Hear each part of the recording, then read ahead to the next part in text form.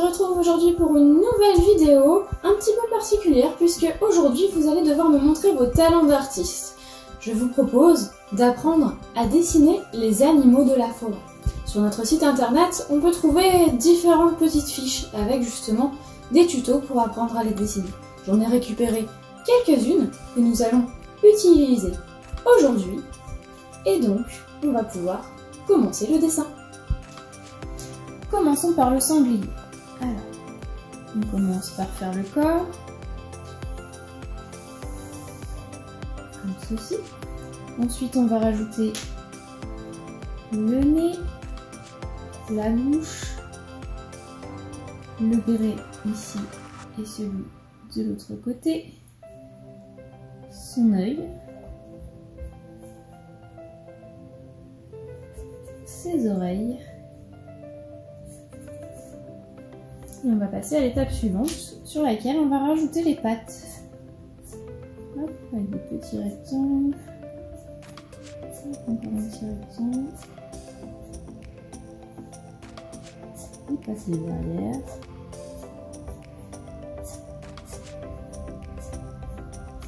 Hop, comme ceci. On va ensuite terminer notre dessin en rajoutant la queue de notre sanglier, ainsi que ses poils. Et voilà! Pour y voir plus clair, notre sanglier, le voici. Alors, ici on voit qu'il a retourné la terre. Est-ce que vous savez pourquoi le sanglier retourne la terre? Non. En fait, il va faire cela pour chercher sa nourriture. Quand il retourne la terre comme ça, on appelle ça un vermillis. Il va en fait utiliser le dessus de son nez, qu'on appelle le boutoir, et qui va avoir assez de force pour pouvoir retourner cette terre. Une fois qu'il a fait ça, il va venir chercher des glands, des racines, des champignons, mais aussi des insectes et même des vers de terre. Il va finalement manger un peu de tout, des végétaux, des animaux. Quel est donc son régime alimentaire? Carnivore. Il mange aussi des végétaux. Omnivore. Tout à fait, il va être omnivore. Ces traces, quand vous observerez la terre retournée, ça a un nom, on appelle ça des vermillis. Allez, passons à l'animal suivant.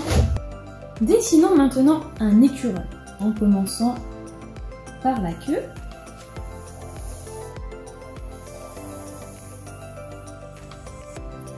On va rajouter le corps en forme de ovale, ainsi que la tête, plutôt arrondie. Ensuite, on va venir lui mettre un petit nez, ses moustaches de chaque côté, ses yeux,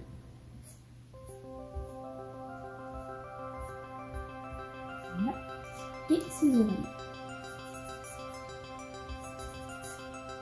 Enfin, on va venir ajouter les pattes. Je vais commencer par les pattes arrière, avec les petites griffes à ne pas oublier, qui lui servent à s'accrocher dans l'arbre.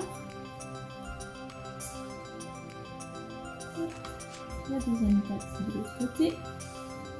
Et les pattes avant, qui lui servent comme des mains.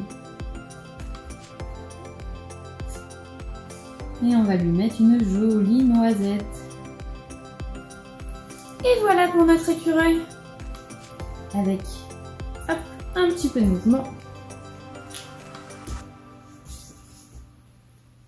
Le voici. L'écureuil roux est très connu et très présent dans nos forêts. Cet animal, est-ce que vous savez où est-ce qu'il vit? Non. Il va en fait vivre dans un arbre, mais tout au haut de l'arbre. Il va faire un nid composé de branches avec un tapis de mousse en formant vraiment une très grosse boule dans laquelle il va pouvoir se blottir. Et terminons par un animal un peu plus compliqué à dessiner, la chauve-souris. C'est parti.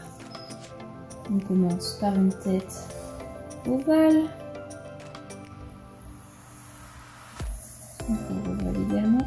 Ses oreilles.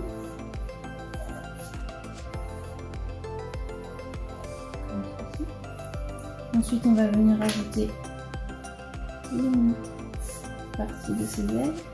comme ceci.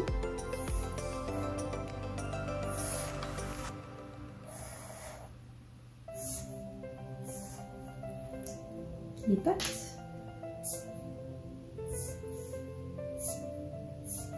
La queue. On va ensuite passer à l'étape suivante et mettre le bout des ailes. Hop, avec une petite pointe ici.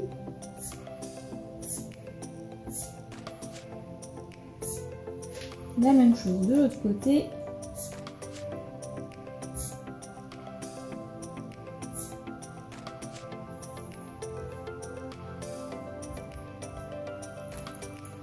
Une fois qu'on a fait ça, on rajoute les doigts au niveau de ses pattes. Et puis on va venir accrocher toutes les parties des ailes ensemble. Comme ceci. Comme ceci.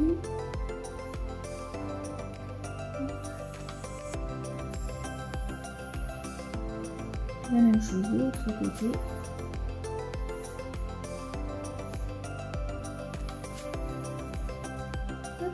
Et on va également rapprocher la queue et les pattes.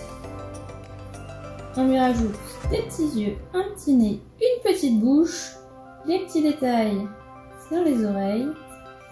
Et la voilà qui est terminée. Nous avons beaucoup de chauves-souris chez nous.